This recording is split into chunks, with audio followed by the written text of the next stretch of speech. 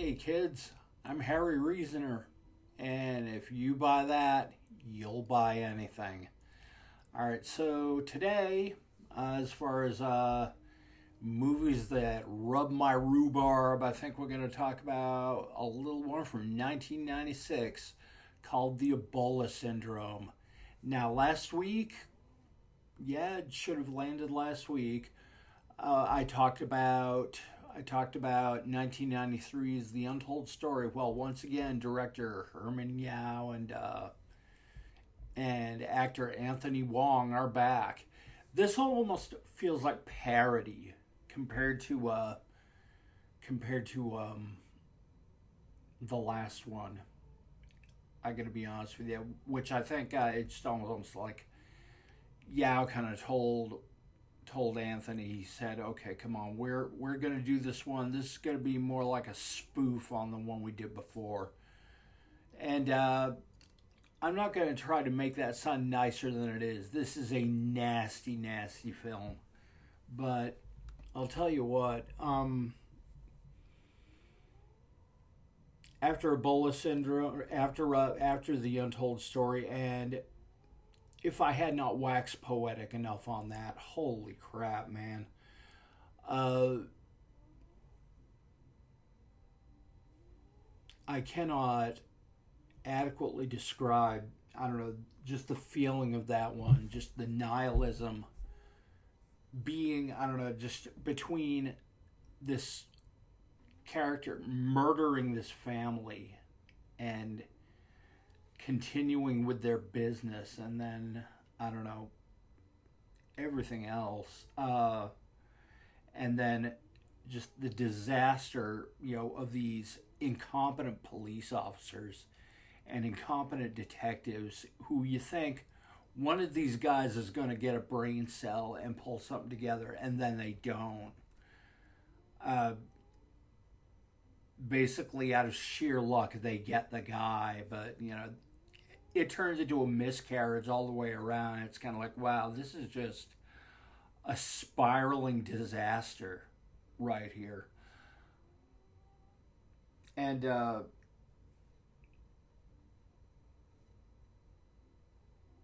Ebola syndrome almost feels like slapstick by comparison, and that's some going. But I'm even being mild about this. Is a horrible movie, and pretty damn good, I thought. So, um, takes place in mainland China to begin with, and Kai, Anthony Wong's character, is this shiftless screw up who is being employed by this guy. He is over. He's over his boss's house, alone with his wife, alone with his boss's wife.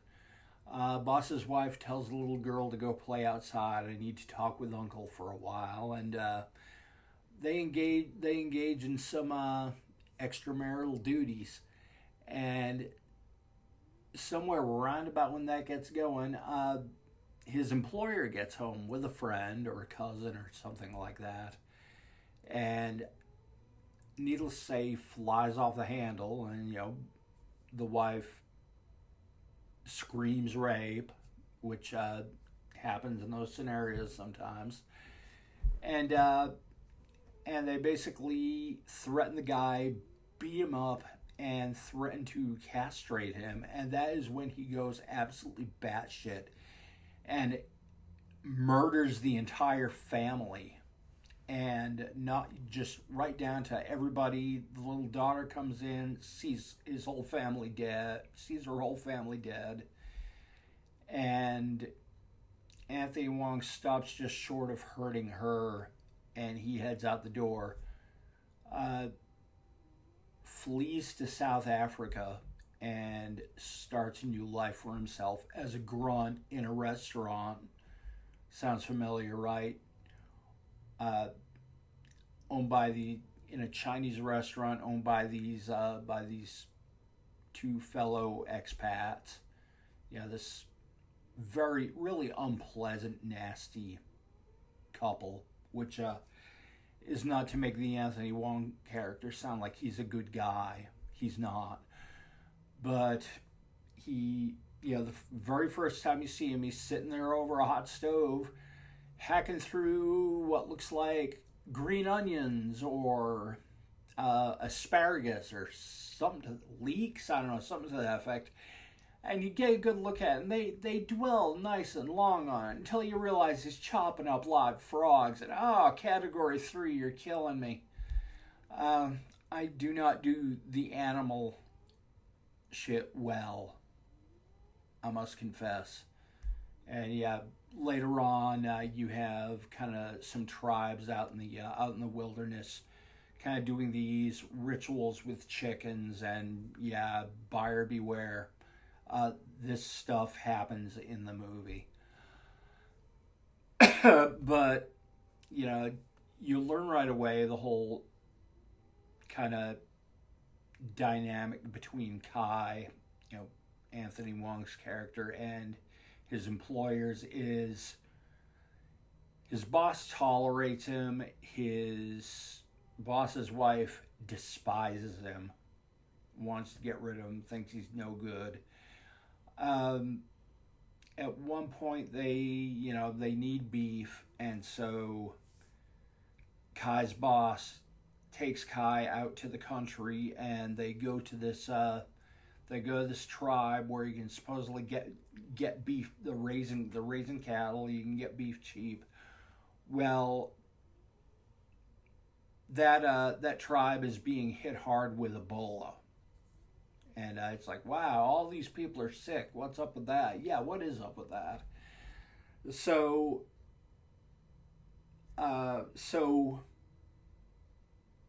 his boss is trying to procure this beef from this tribe. And meanwhile, Kai goes back to the Jeep and is hanging around by this pond. And he sees this woman out there. And this woman is obviously sick. Take a guess. And so, what does Kai do, being the great guy he is? Well, he runs out there and he rapes her. Yeah, once again, sticking to my guns here, people. We need to talk about adult things like adults. Sorry. I'm not going to say SA. I'm going to call a duck a duck. So this happens. It isn't pretty. It isn't good. She's very sick and she's puking and dying while he's assaulting her. And so he gets up. He's done his business. Like, wow, that girl's sick. Yeah, that girl just died, I think. And they get back in the Jeep and they head back. And lo and behold, Kai gets sick. And everyone's his boss is wondering what's wrong with him, and the wife is like, throw him out in the alley and let him die there. He's no good anyways. He just goes to his doctor. He describes what Kai is going through. He says, that sounds like Ebola. You haven't been in contact with folks with Ebola or anything, have you? And he's like, no, nothing like, well, there was this one tribe where everybody was sick. And he starts thinking, man, okay, we may need to get rid of Kai, literally. And so he's talking to his wife on the phone. It's like, yeah, he's out here just at death's door on the couch. And, can we kill him? Can we do something like that? He's like, no, just hold tight. I'll get there and we'll do something about it. And so, meanwhile, Kai has come out of his fever, and he's starting to feel a little more functional, and he overhears this. And so his boss comes home.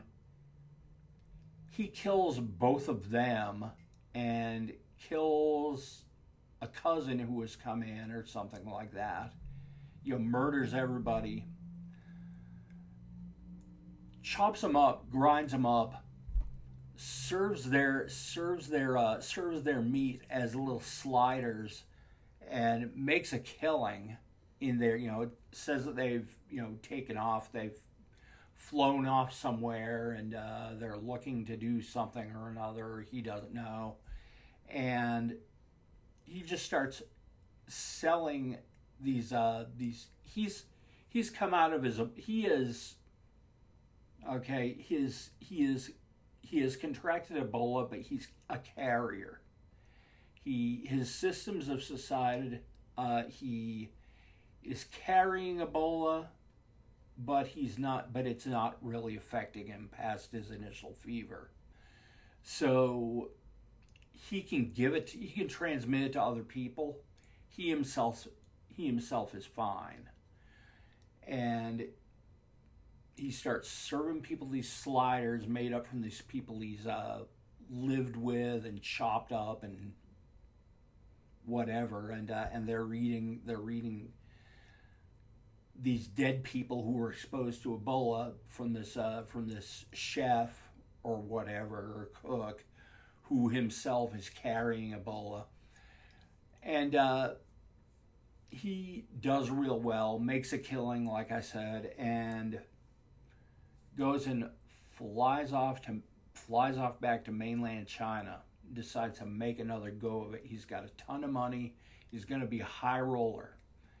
And meanwhile, people in that area of South Africa are all dropping dead, and they're all dropping over from Ebola. And it's like suddenly, okay, Ebola's come into the cities. What's going on here? How did this happen? We thought we had it contained.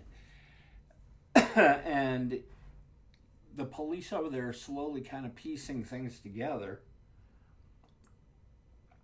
Meanwhile, he's running around to these casinos and he's getting all these call girls, prostitutes, and whatnot, and he's infecting all of them. And then he's hooking up with an ex-girlfriend who has a daughter, and he says, and she's got this irresponsible junkie husband, and she says, "Oh, I'm going to leave him and come back to you," and they decide they're going to make a go of it. And Kai is on top of just being just as big a fuck up as his character in the Untold Story is. He's this complete meathead, and his entire take on everyone around him is, so-and-so's busting my balls. And it's this phrase that comes up again, busting my balls. Here's this stupid junkie busting my balls. And I'm going to get even with all of them. And he's beating people up and unknowingly infecting them. He has no idea he's doing this. He has no idea he's spreading this disease.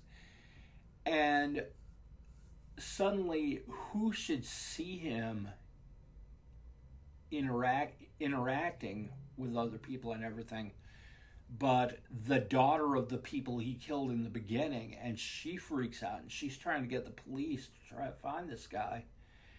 And meanwhile, she's getting way too close contact with him, and she's getting infected, and other people are getting infected.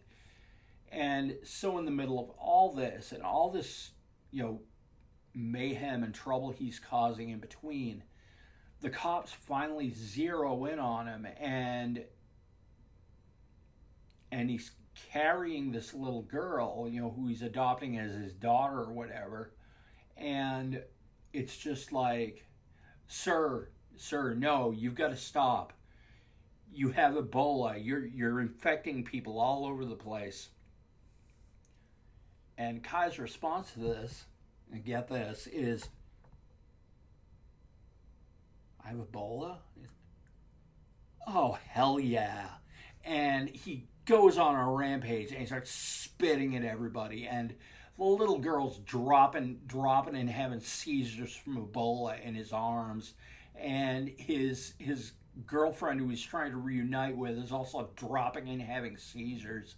And people are getting infected left and right, and he's running a rampage. And I think some creative industrious law enforcement officer eventually like lights him on fire. But just the most hilarious thing to me, this guy finding out he's carrying this deadly epidemic disease, and his response is, I've got that, I'm giving that to people. Oh yeah, cool. And Mondo, Heather, and I literally fell over laughing out loud over that. We thought that was great. And just we were laughing our ass. And the whole time, and this guy's spitting on people and screaming about how they're busting his balls. And